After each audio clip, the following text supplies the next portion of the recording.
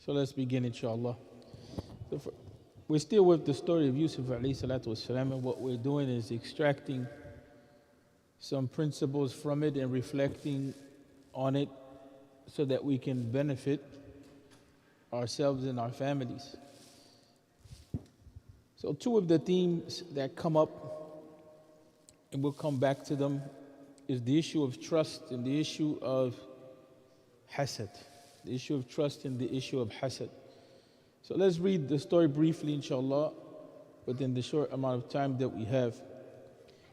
The scenario that we're confronted with now is that the brothers of Yusuf, alayhi salatu wasalam, they reached the point where they cast Yusuf in the well.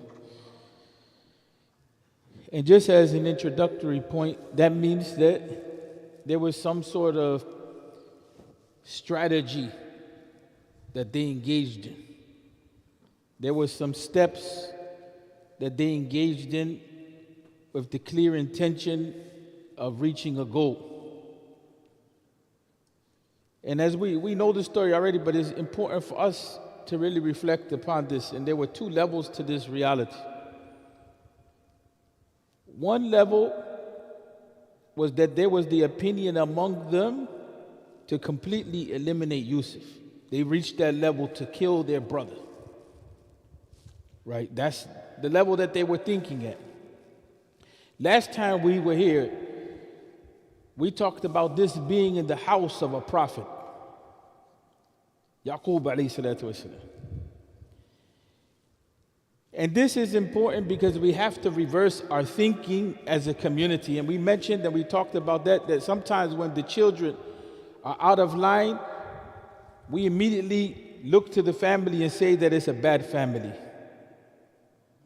And this example of the Prophet Yaqub alayhi salatu wasalam, what he was dealing with in his household flips the reality. This is where culture in our community is not in line with the reality of the deen. And part of that is because the Muslims for a long time, they built up the idea of the reputation. See what I'm saying? This comes from traditional societies. And so when the society where the Muslims were living at, when the custom was not corrupt, يعني العرف غير فاسد, العرف الصالح, when the custom is sound, right, is not corrupt, then in general, the people, they're okay. But some of the communities that we have, the idea of reputation is so high that they'll do whatever it is to maintain that reputation, even if it's wrong. Right? And sometimes, and we mentioned this before, especially when it comes to family problems, we're so bent on the idea of reputation that even if our whole family inside is imploding, we won't ask for help. We won't address the issues. Why? Because the issue is either aib or the issue of the community. We say community. Yeah, this encompasses both the Arab community and the Desi community. It's not to pinpoint anybody else. But these are the two dominant communities. So it becomes aib. We can't talk about the issue. So let the whole family burn, right? Let our situations collapse because it's aib. We have to think about if that's the right path. On the other side, again, we say community, the community. This is especially the case in the Desi community.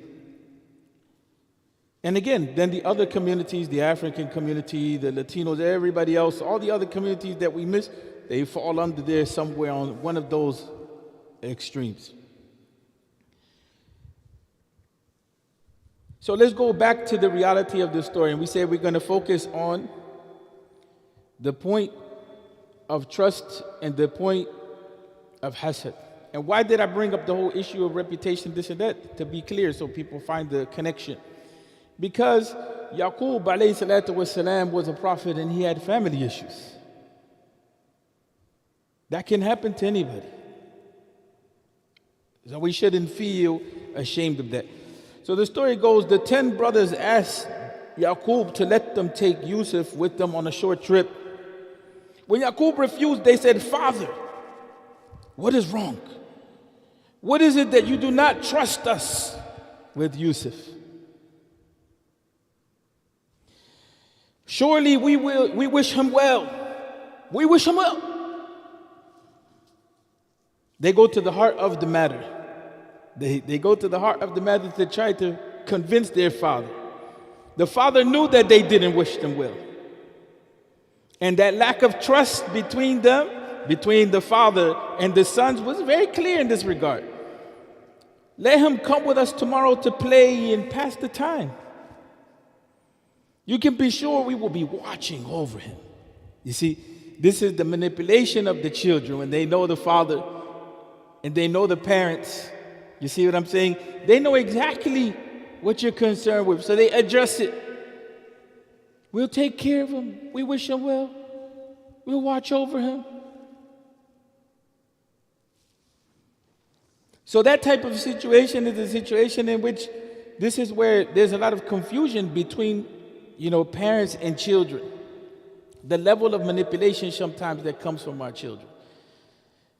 And there's a lot to be said there, but let's move on. You can be sure we will be watching over him. The brothers thought Yaqub could not see through their smiles. They thought he could not see the jealousy in their hearts, issue of hasad. But Yaqub could see it. He said, "I'm worried about letting you take Yusuf. I'm afraid that you may forget to watch over him, and in the meantime the wolves may snatch him away and eat him." The brothers laughed at the idea. "What? We are a strong band, father, all but a small army. That being so, if the wolves should eat him, we certainly will be the losers." Yaqub put his trust in Allah Tabaraka wa Ta'ala. The conditions were not reliable. And he finally gave his permission since Yusuf, the innocent child, trusted his brothers. He was ready to go. The very next day they set out. The brothers took Yusuf into the wild to have desert country and looked for a pit to throw him into. Mushkil. Serious problem. They found the narrow well covered with 2 large stone slabs. The slabs were used to prevent too much sand getting into the well. When there was a windstorm, the brothers slid the stone slabs to one side. They took off Yusuf's shirt, then bound his hands. Then they threw their brother, who had trusted them, into the well and covered it up again. They believed they had covered up their crime, but Allah was a witness to what they had done. Now they hunted for a wild goat. When they found one, they killed it. They dipped Yusuf's shirt in his blood and took it back to Yaqub. By the time they reached home, it was evening. When they told their story, there were tears in their eyes. "Oh, father, we went running races and left Yusuf to look after our things. Oh, when we got back, the wolves had eaten him." Yaqub looked at the shirt covered in blood. He held back his tears and was silent. The brother said, "Oh, but you would never believe us, even when we were speaking the truth."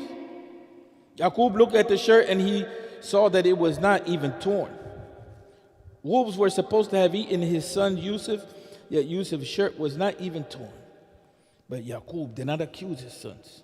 There was no proof exactly. He said, "No, indeed, but your minds have tempted you to do something."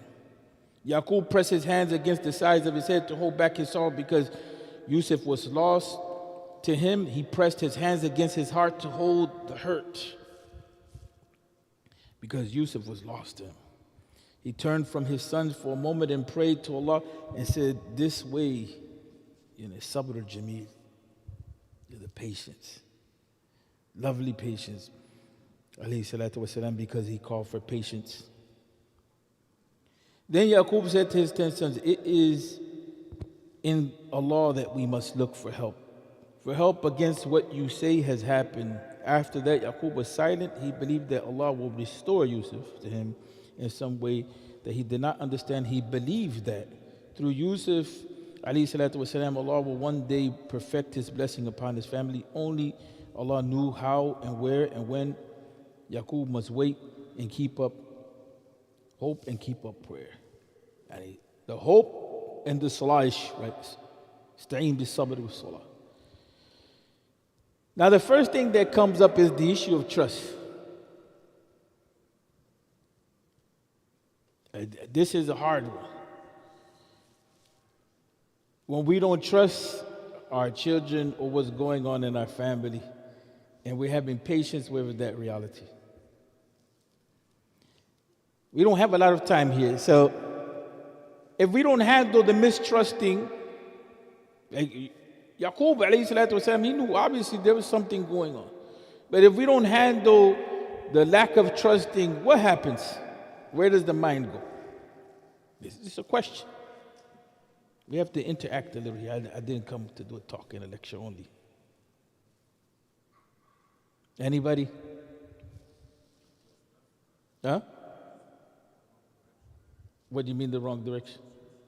Assumptions, what else? Huh? Bad thinking, what else?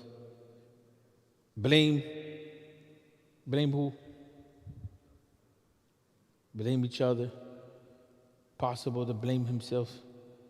Of course, we're moving a little away from the story, but we're taking a lesson. What happens when that mistrust is not there? In this case, it's between the parent and the child. Let's leave it at that, because the issue of mistrust between the spouses is a whole different dimension. But the mistrust here, does he have a reason to mistrust? Huh? But does he go beyond the limits? He stays within reason, within the limits, right?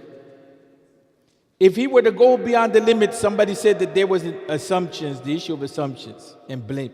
Where would his mind go then at this point? If he goes beyond the limits, like he starts imagining things, he starts assuming, he starts blaming, where's his head going to be? It's going to circles. Do you think he'll be able to deal with the crisis situation ahead? Didn't he still have another child to deal with, another innocent child in the home? Yusuf's younger brother at this point.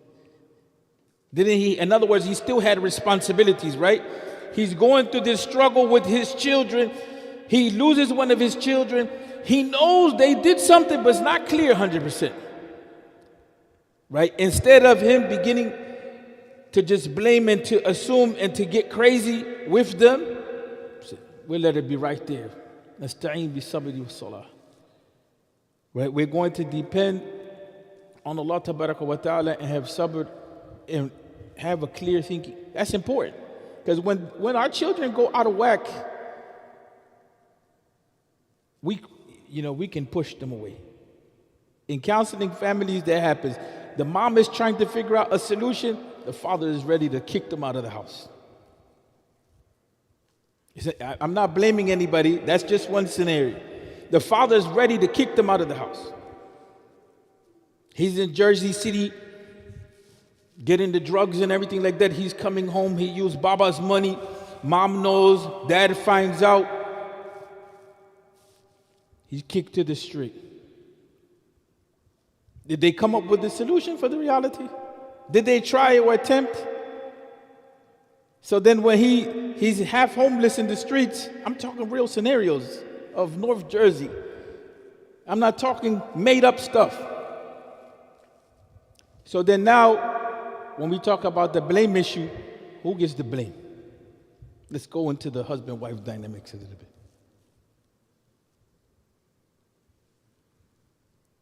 When the father doesn't want to accept, the wife gets the blame. That's one scenario. You didn't do this, you didn't do that, you didn't do this. If you would have done this. Or on the other side, the father gets the blame. They start blaming each other. Well, explain to me what you want the father to do. He had to pay the mortgage and the rent, so he's out of the home majority of the time. What do you want the father to do in that situation? It's a reality. We're up in the New Jersey, New York area where we know what it means to make it happen. It's not easy. Okay, so let's spend a second on that. Is the blaming each other going to bring peace to the person, to the father in this case? Who's bold enough to answer that question? No, why? We have to move away from you a little bit. Why?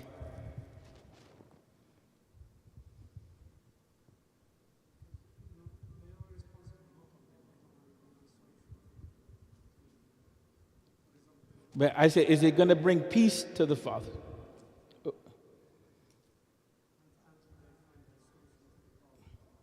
Okay. So why doesn't that happen? Why it ends up? Why do we end up in the fight anyway? I'm asking real. I'm talking real stuff. We're trying to address, curbing headaches and divorce and depression and everything else that comes along. Why does it happen anyway? We know. We're smart. We think. But why does it happen anyway? The blame and the fighting in the situation. Why?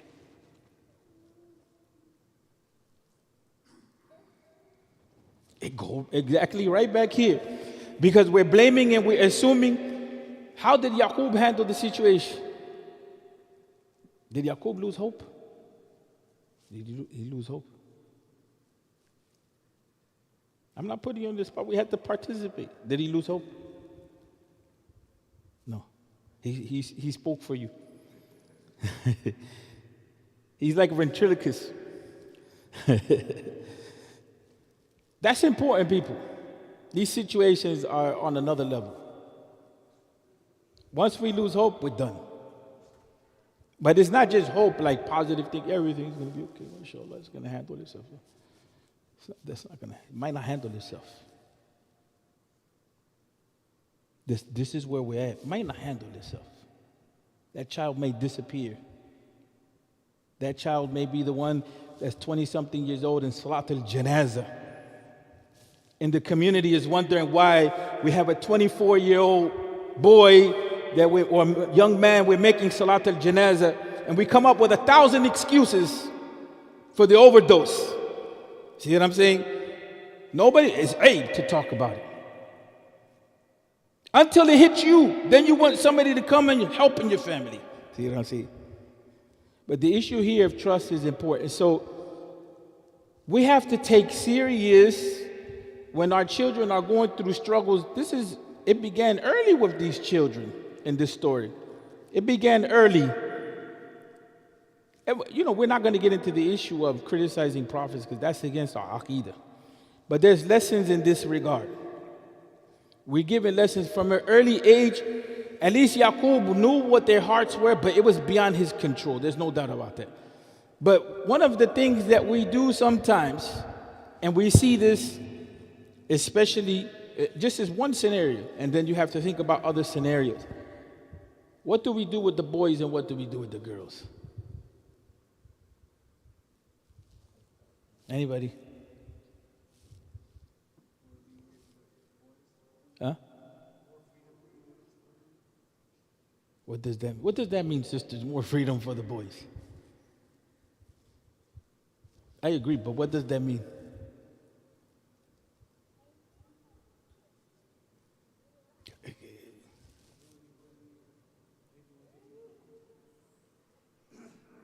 Yeah, they do whatever they want. And part of the problem with that too is that once they do whatever they want, right? Then all of a sudden we want Ahmed to marry his daughter to fix the problem with our son. We want Ahmed's daughter, who's the daughter that was sheltered. You see what I'm saying? The daughter that we made sure she's perfect. See what I'm saying? We made sure she's perfect. We want her to fix our son. So then when it comes later on that our son is hanging out in the Bronx, smoking weed, doing whatever he does, she's pregnant, he beats her, then we don't have a real solution for that. See what I'm saying? So then when she starts having doubts in Islam, who's responsible for that? I'm talking real talk, people. I know it's not comfortable talk, but I'm talking real talk. Who's responsible for that one? When she starts having mental health issues, she starts falling into depression, who's responsible for that one? Wasn't it the father? The father should be, wasn't it the father? Somewhere the father has to be responsible in that regard.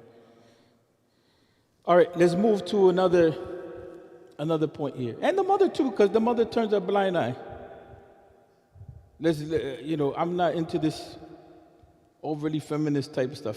The mother too, the mother turned a blind eye. The sisters turn a blind eye. Because instead of knowing how to talk, forgive me sisters, any other time, المرأة تكون قوية, like they say, you know what I'm saying? She's strong now. In any other situation, she imposes her view and so on and so forth. But in the situation where it's necessary to fight and make sure that we bring about the islah, then the fight is not there in the right way. Okay, the issue of hasad. What do y'all think about the issue of hasad in this story? This is real example of hasad. I'm not going to get into the issue of nadr and ayn. Sometimes all that gets into superstitious stuff with the Muslims. But this issue of hasad, this example of hasad, let's talk about this example of hasad. The brothers with Yusuf.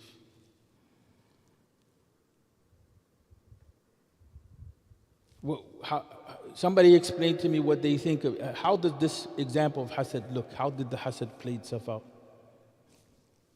Do you want to share? No, I'm not putting on the spot. We need to interact. The issue of hasad, yes. Hasad, the issue of jealousy and envy. The brothers of Yusuf had serious jealousy and envy. And in the proper definition of hasad, they wanted to take something away from him, the love of the father. But I want to get to the point of how they dealt with the hasad. Did they do things to stop Yusuf from receiving the love of the father? Huh?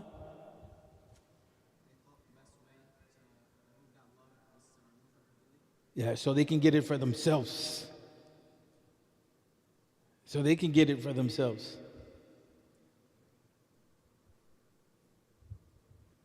And that's and sometimes in our community we have that, right? Because instead of the issue of ta'awun ala al-birri wa taqwa, ta'awun ala al-birri wa taqwa, what do? تعاون على الإثم والعدوان.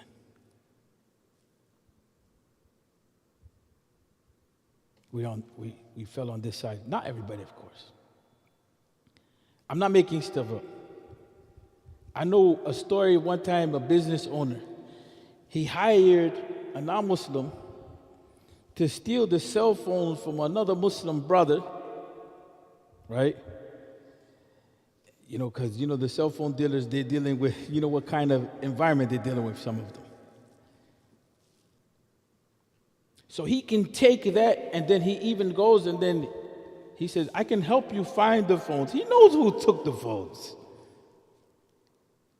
So he goes and he takes the best of the phones, then he gives them back the merchandise. See what I'm saying? That's some serious stuff. That's serious stuff. What about, okay, should we get into inheritance? What happens in inheritance? The types of moves that are made in inheritance? Yeah. We have that issue, you know what I'm saying, in the community where the hasad issue, sometimes we work, it may not that be extreme, but we work against each other from seeing each other progress. We rather block the person than seeing them progress and get the hasanat from Allah tabarak wa ta'ala. Even if he makes the $1 million, I have $1 million with Allah tabarak wa ta'ala. We've seen it when, if this one puts their children in private school, and I have issues, I have to put my child not only in private school, but a better private school than that person. If I have this kind of car, then I have to have then he can't have a better car than me. Families do that type of stuff. Families do that type of stuff. So here in the story of Yusuf, alayhi salatu wasalam, we learn the serious reality of hasad. You know, the ulama, they say there's al-hasad al-mahmud wal-hasad al-muharrama. And in reality, هذا be al-ghalaba. Like hasad overall, in general, is not something that's allowable in the deen. But then they say, if a person, based on hadith, if the person hasad is allowed in two situations. And in reality, it's not hasad, it's ghibta. If the person, because you don't want the person to their reward or the good that they have to be eliminated. In hasad, you want what they have to be eliminated so you can get it because you can't have it, whatever, but you want to see that person fail. That's what I want to get to that point. When we have that attitude of wanting to see other people fail, because they may be better than us, we're never going to get anywhere as an ummah. But in the hadith it says, a person that has money, that is allowable to have hasad for a person that has money and spends it in the way of Allah throughout the day and throughout the evening. And a person that recites the Quran, has the Quran, recites it, and recites it throughout the day and throughout the evening. Why? What's the logic that we can get from that? And it's interesting how the prophetic teaching here is about money and it's about somebody's personal relationship with Allah Tabaraka wa Ta'ala and ibadah through the Quran and the Salah. But what's the lesson that we can get here? Anybody? Huh? Yeah, that situation is one in which if you're giving sadaqah, especially sadaqatul jariyah, continuous sadaqah, and it's moving, do you know where that ends with Allah? Not really. If it's continuous and continuous and continuous, you don't know what your reward is with Allah. You're doing good that's beneficial in this dunya because it's sadaqah you're giving. It's benefiting humanity and it's benefiting you in the unseen. Same thing with the Quran. Right? The deen is teaching us what's the way of competing with each other. And we see that in the example of Abu Bakr and Umar radiallahu anhum. Umar always had that, he was like, Abu Bakr, he beat me, you know what I'm saying, and doing good.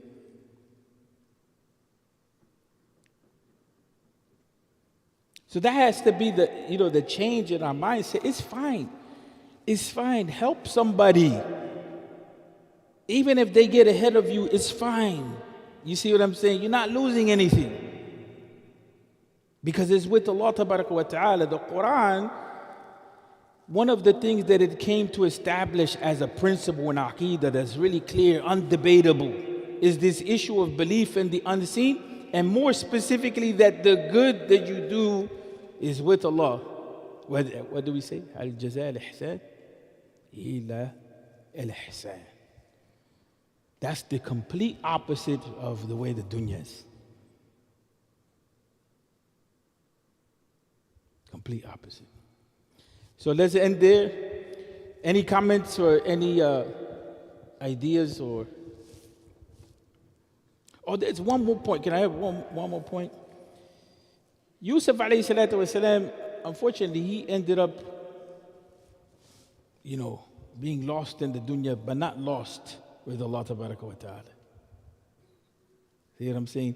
He had to deal with the struggles in the dunya because of what happened with his brothers. It was outside of his circumstances, outside of his control. That's what we have to teach our children. Despite the circumstances, the bad situations that you're in, to maintain that's where strength is at. To maintain. Don't let the dunya break you and change you from being a good person, from being a person with Allah, because it's a corrupt environment. That's not easy, but still we have to teach them. That's all our responsibility as parents. That's the last point that I wanted to say. Anybody have any comments or things that they want to share? What do you guys think?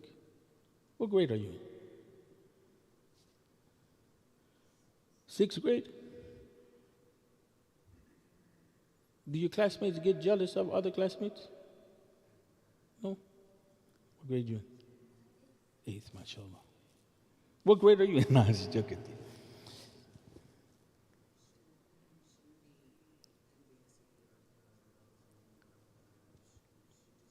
Yeah.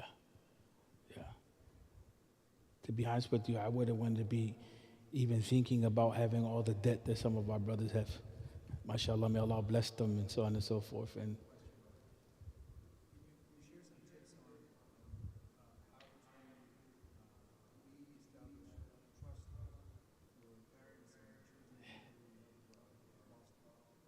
that's a serious one. It depends on the situation overall, the severity. But one of the things is, first of all, our role is always going to be constantly teaching as parents. See what I'm saying? So our role is just to teach, even if they make mistakes and so on and so forth, because the lesson may kick in after we die, or the lesson may kick in afterward. Our role is to teach, tabligh, that in that sense. Let's ta'lim bi musaytir. Your responsibility is not to micromanage them to get to the goal. Your responsibility is to create the conditions possible and to encourage them and to show them. But there's little steps, little things, and you have to teach them until they learn the responsibility. Little things. Depends on the age. But you handle this. And then if you see they fail and didn't follow up, you teach them. There's lessons that I ignored from my parents when I was a kid. Then, as an adult, I remember them. Like, even though this helped me as a Muslim, don't leave the sink wet. I used to not care earlier, but then later on it kicks in. That's just as an example. But you have to give them some trust, especially boys, and let them mess up. Usually the girls, what do they do? What do the girls do? The girls, they want to please. And if they disobey, they hide. They hide. They know, especially father-daughter relationship, they know how to manipulate that really well. But usually they have some sense, they're thinking, the boys, sometimes they don't think. So they have to be taught that discipline of thinking step. Does that make sense or not really? You have to give them little tasks where you're proving, that they can be trusted. You have to give them that space. Sometimes we micromanage, or we don't guide them. With the girls, you have to go clean the kitchen, you have to do this, you have to do that, you have to go study. We put them on that program. Even with the boys, even if we have them on that program, but then when it comes to the video games, we let them slide. See what I'm saying? And then when that affects, when they get 20-something years old, and the sister that we put her on the program, she's like, bro, you're like 20-something years old. You're still on video games. That's all you're into. See what I'm saying? Like, I need some sort of conversation from you, my brother. See, his friends in video games. That doesn't work.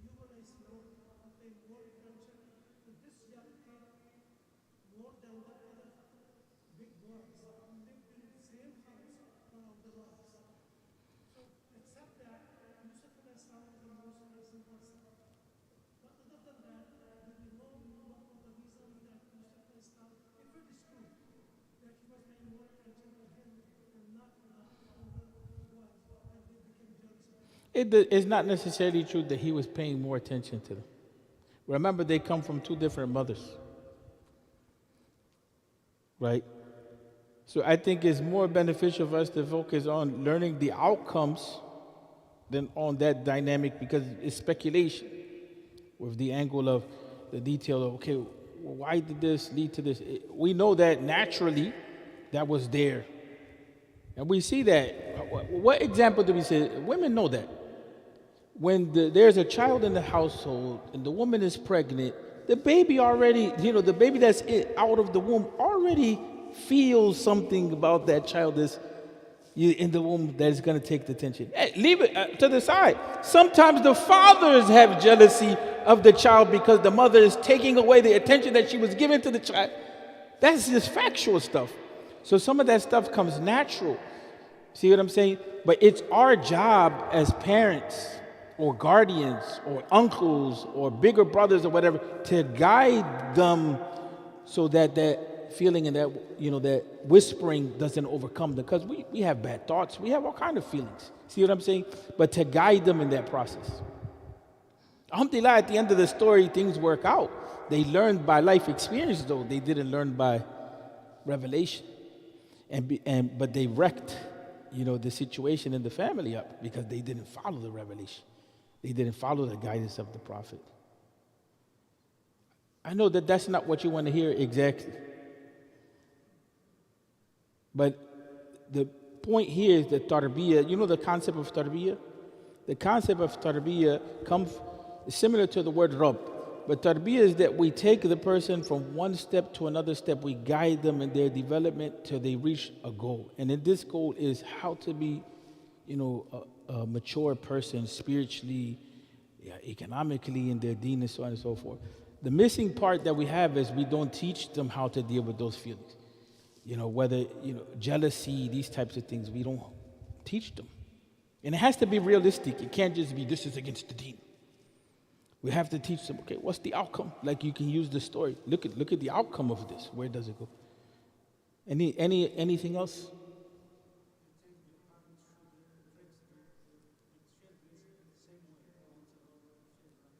But it's not always the case, Habibi.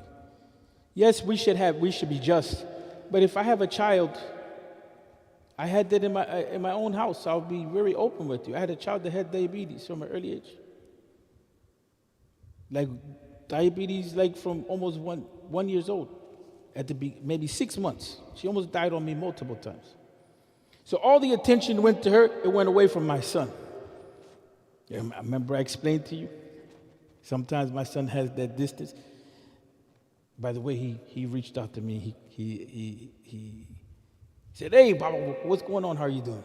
I didn't give up on him. But that came naturally. You see what I'm saying? It didn't come because I was neglecting. It became because she had the need. And it was intense. We're talking about life or death.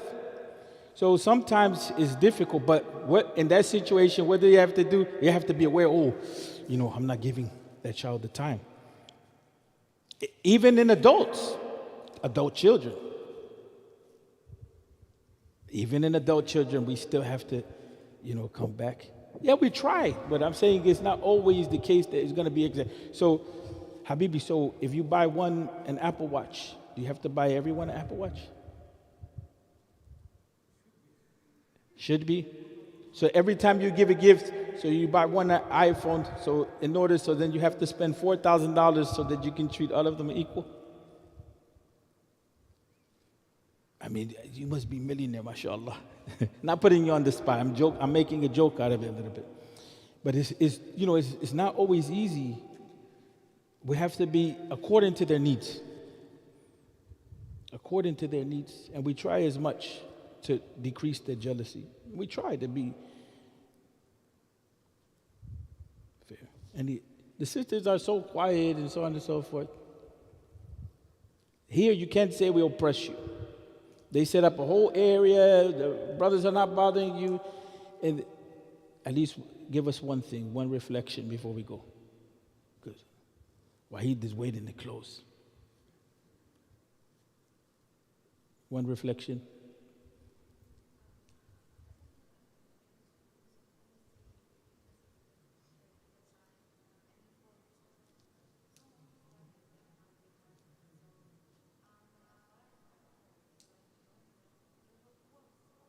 What works?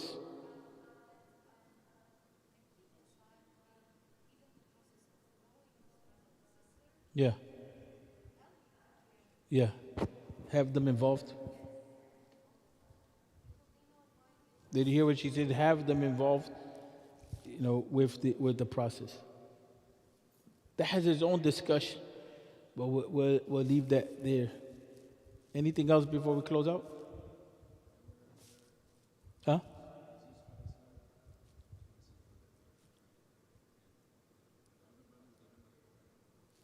They both came from the same mom, and the other ones came from another mom. Yeah.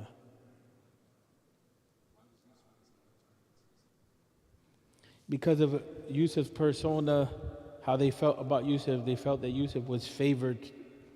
Also, the younger one, they felt he was favored.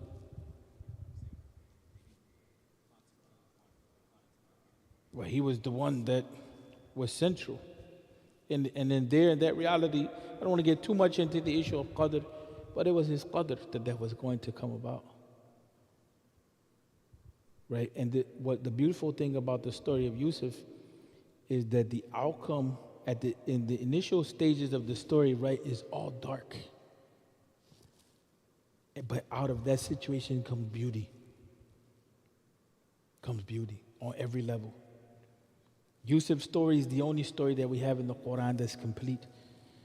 But it teaches us a lot about life, how we can be in dark situations and something good comes out of it, but having hope in Allah wa ta'ala. See what I'm saying? I know that may not be the answer that you're looking for.